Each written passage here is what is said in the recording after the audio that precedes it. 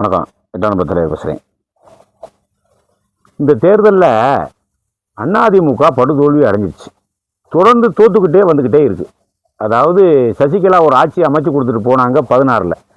அதுக்கு அப்புறம் வரக்கூடிய எல்லா தேர்தல்லையுமே திமுக ஜெயிச்சுக்கிட்டே வந்துக்கிட்டே இருக்குது. இப்போ 26 தேர்தலில் 7வது குபீர் விசி ஆட்சியை பிடிச்சிட்டாரு. ஆக மொத்தம் அதிமுகவுக்கு வெற்றியே கிடைக்கல. எடப்பாடி பழனிசாமி மேலும் மேலும் எதிர்ப்பை சம்பாதிச்சுக்கிட்டே இருக்காரு. அவரை கீழே விழுத்தாட்டவும் முடியலை இவங்களால. சசிகலாவாலே முடியலை, தினகரனாலே முடியலை, ஒவ்வொரு ஆலையினாலே முடியல. ஆனால் அவர் எடுக்கக்கூடிய முடிவில் கட்சி அத பாதாளத்துக்கு போய்கிட்டே இருக்கு. ஒன்று அவரை தூக்கி பிரட்டி விடணும், அந்த தெம்பு யார்ட்டையுமே கிடையாது. காசு வச்சிருக்காரோ அல்ல பிஜேபிக்காரை சப்போர்ட் பண்ணி அவர் முட்டு கொடுத்து நிப்பாட்டி வச்சுக்கிட்டு இருக்காங்களோ அது நமக்கு தெரியாது. சசிகலா கட்சியை மீட்டணும்னு போராடி பார்த்து அவங்களும் இன்னும் அமைதியான முறையில் போராடிக்கிட்டே இருக்காங்க. தினகரன் போராடிப்பட்டு அவர் கூட அடிமையாகவே போயிட்டார். சுருக்கமாக சொல்ல போனால் பாரதிய ஜனதாவுக்கு தினகரன் கொத்தடிமையாகவே மாறிட்டாப்புல. அது என்ன காரணம் ஏது காரணங்கிறத அது அப்புறம் வச்சுக்கிறோம் பார்த்தோம்.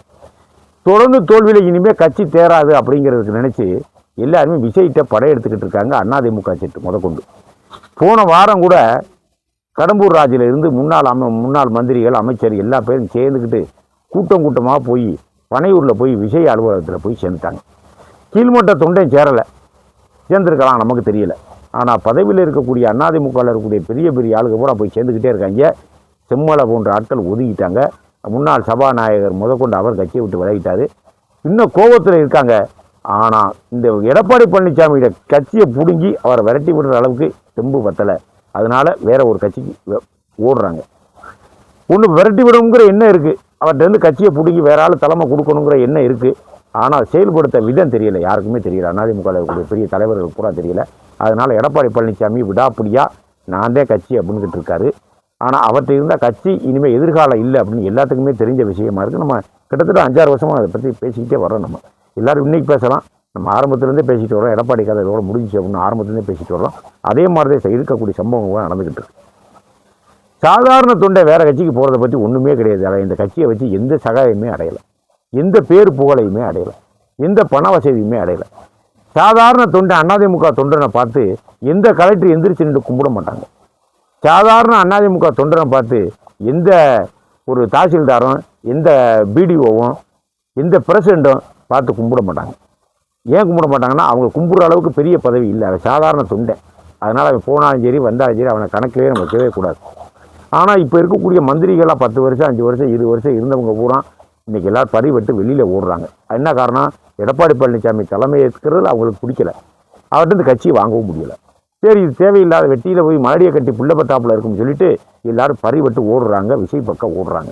அங்கே மரியாதை கிடைக்குதோ கிடைக்கலையோ, சீட்டு கொடுப்பாரோ கொடுக்கலையோ விஜய். உள்ளாட்சி தேர்தல் நிற்குமோ நிற்க மாட்டோமோ அது வேறு, நடக்குமோ நடக்காதோ அது வேறு.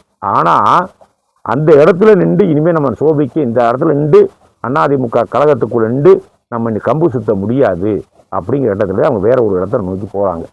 எல்லாரும் சேர்ந்து எடப்பாடி பழனிசாமி கீழே விழுத்தாட்டணும் அப்படிங்கிற எண்ணமும் ஒன்றும் சேர மாட்டேங்கிறாங்க. ஏன் ஒன்றும் சேர மாட்டேங்கிறாங்க அப்படிங்கிறது நமக்கு தெரியலை. யாரோ ஒரு ஆள் பின்புறமாக அவரை முட்டு கொடுத்துக்கிட்டு இருக்காங்க அப்படிங்கிறது மட்டும் தெரியுது. இந்த முட்டு எவ்வளோ காலத்துக்கு அவரை இப்போ எடப்பாடி பழனிசாமியை கொடுப்பாங்கங்கிறது நமக்கும் தெரியலை.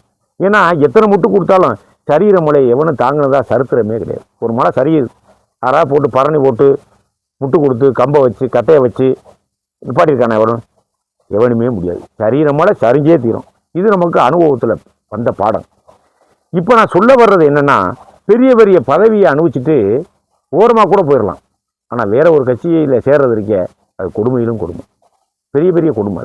பெரிய 20 வருஷம் மந்திரியாக இருந்துட்டு 10 வருஷமாக சேர்மனாக இருந்துட்டு அவரால் பதவி வாங்கிட்டு இவரால் பதவி வாங்கிட்டு இப்போ அதிமுகவில் இருக்கக்கூடிய அத்தனை பேருமே சசிகலாவால் பதவி வாங்கினவங்க. சசிகலாட்ட போய் கூட சேர்ந்துருக்கலாம். ஆனால் என்ன காரணம்? அவங்க ஆட்சி அதிகாரத்தை விரும்புகிறாங்க, அவங்களுக்கு செல்வாக்கை விரும்புகிறாங்க. செல்வாக்கு ஒரு நேரம் இருக்கும், ஒரு நேரம் இருக்காது. ஆனால் இங்கே எல்லோரும் அதிமுக திமுகவில் இருக்கக்கூடிய அரசியல்வாதி கூட பெருந்திருந்து சாகிற வரைக்கும் செல்வாக்கு வேணும், நமக்கு பணம் வேணும் அப்படின்னு நினச்சிக்கிட்டே இருக்கேன். ஏன்னா மனோபாவம் உருவாயிடுச்சு. 4 தடவை மந்திரி ஆகட்டும் 2 தடவை மந்திரி ஆகட்டும் அவனுக்கு மனோபாவம் உருவாயிடுச்சு. அப்போ இனிமேல் எதிர்காலம் என்ன? அது விஜய்கிட்ட போனால் தான் கிடைக்கும் அப்படின்னு சொல்லி விஜய் சீட்டு கொடுப்பாருன்னு நமக்கு உறுதி கிடையாது, அவங்களுக்கு கொடுப்பாரு நமக்கு உறுதி தெரியாது. ஒரு காட்டில் ஒரு கிளி என்ன செஞ்சிருக்கு? இறை தேடி போயிருக்கு. இறை தேடி போய் இறையை எடுத்துக்கிட்டு வர்றதுக்குள்ள காட்டுத்தீ பிடிச்சி அந்த காடு பூரா எரிஞ்சுக்கிட்டு காட்டுத்தீ எரிஞ்சுக்கிட்டு அந்த அதுக்கு அந்த காட்டுக்குள்ளதே ஒரு மரத்துலதே அது முட்டை விட்டு குஞ்சு பிடிச்சிருக்கு. அது பார்த்துச்சு, ஆஹா காடும் தீப்பத்தி எரிஞ்சுக்கிட்டு வருது, நம்ம குஞ்சுகளும் செத்து போயிடும், நம்ம வீடு நினச்சிக்கிட்டு இருக்க அந்த மரமும் பட்டு போயிடும், நம்ம இங்கே வசிக்கிறதுக்கு இடமே இல்லை அப்படின்னு நினச்சிட்டு என்ன செஞ்சிருச்சுதான், இதுவே பறந்து போய் 5 கிலோமீட்டர் 10 கிலோமீட்டர் பறந்து போய் ஒரு குளத்துல போய், காட்டில் இருக்கக்கூடிய ஒரு குளத்துல போய் வாயில தண்ணி எடுத்துட்டு வந்து துளிச்சுக்கிட்டே இருக்கு அந்த காட்டு தீயில. இது மாசக்கணக்காக 10 நாள் 5 நாள் நடந்துகிட்டே இருக்கு. இது எவ்வளவு தண்ணியை கொண்டு வந்துடும் கிளி, வாயில எவ்வளவு 4 சொட்டு 3 சொட்டு கொண்டு வர முடியும். காட்டுத்தீ எப்படி பரவும், பட்டு பயங்கரமா பரவும், மணிக்கு 100 கிலோமீட்டர் வேகத்தில் காட்டுத்தீ பரவும். ஆனா இது கொண்டு வந்திருக்கக்கூடிய தண்ணி ஹெலிகாப்டரா கொண்டாந்து டக்கு டக்கு ஊற்றி அமர்த்துறதுக்கு இல்லை, 4 சொட்டு 3 சொட்டுத்தே கிளியால் கொண்டு வர முடியும் ஒரு குளத்துல இருந்து. 10 நாள் இப்படி சாப்பிடாம கொள்ளாமல் ஊற்றிக்கிட்டே இருந்திருக்கு. பறக்க வேண்டியது தீ எரியக்கூடிய இடத்துல ஒரு ஆண் காட்டணும், 4 சொட்டு தண்ணி விழுகும், திருப்பி போகும், குளத்துக்கு போகும், எடுத்து விழுந்துக்கிட்டே வரும். ஒரு நாள் இதே மாதிரியே 10ஆவது நாள் 8ஆவது நாள் இப்படி எடுத்துக்கிட்டு வந்துக்கிட்டு பறந்துக்கிட்டு இருக்கும் போதே நேர அக்குன்னு வேவேன் டக்குன்னு வந்து கிளியை வந்து மறைக்கிறாப்புல. கிளி நெல்லு, நானும் உன்னைய 10 நாள் வாட்ச் பண்ணிக்கிட்டே இருக்கேன், என்ன நடத்துகிற நீ அப்படின்னு கேட்க.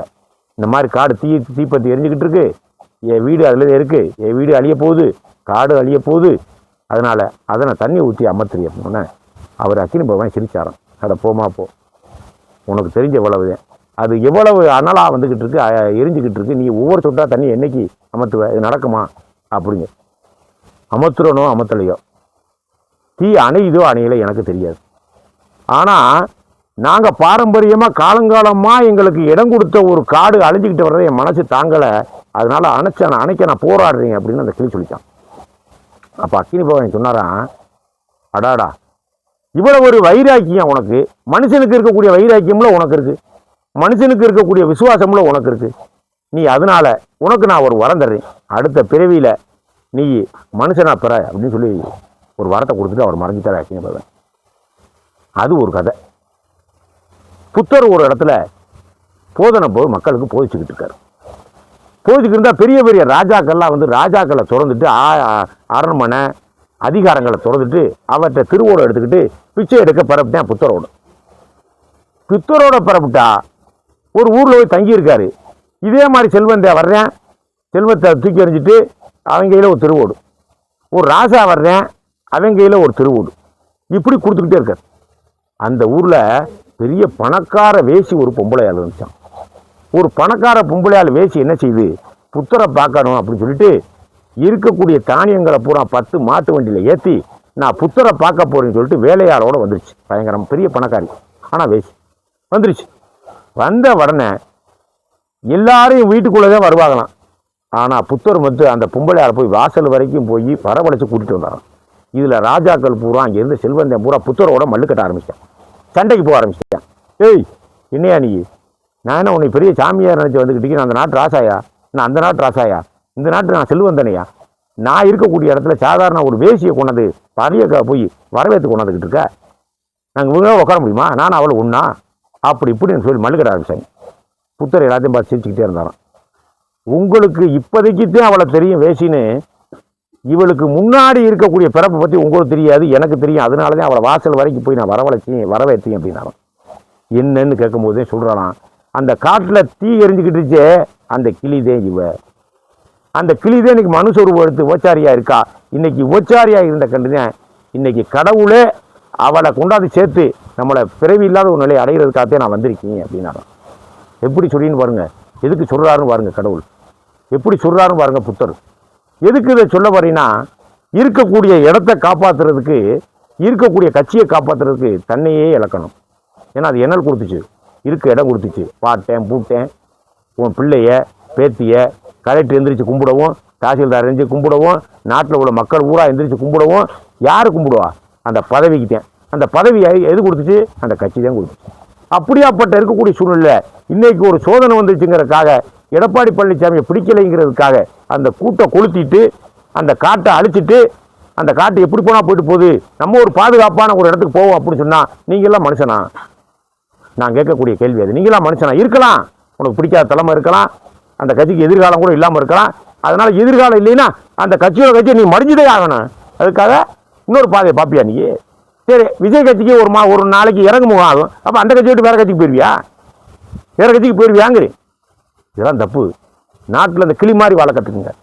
நாட்டில் எப்படி கிளி ஒரு காட்டுக்கு நம்ம இருப்பிட அழியுதுங்கிறக்கா எப்படி போராடி அணைக்க பார்த்துச்சோ, அது மாதிரி ஒரு இயக்கத்துக்கு ஆபத்து வருதுன்னா களத்தில் நின்று தலைமையை மாற்றணும்னா மாற்றணும். இல்லை, என்னென்ன கஷ்டம் இருக்கோ அதை பூரா சகிச்சு அதை உள்ளே இருந்தையா தூக்கணும். அதாவது நீ ட்ரியோன்னு வேற கட்சிக்கு போனீங்க, அப்போ அதிமுக உனக்கு தேவையில்லையா? இவ்வளோ நாள் பதவி கொடுத்த கட்சி எக்கெடுக்கிட்டு போகுதா? அழிஞ்சிட்டு போகுதா? தொடஞ்சிட்டு போகுதா? நீ மட்டும் வாழ்ந்துக்கிடுவ. இதெல்லாம் என்ன பொழப்பியா பிழைக்கிறிய?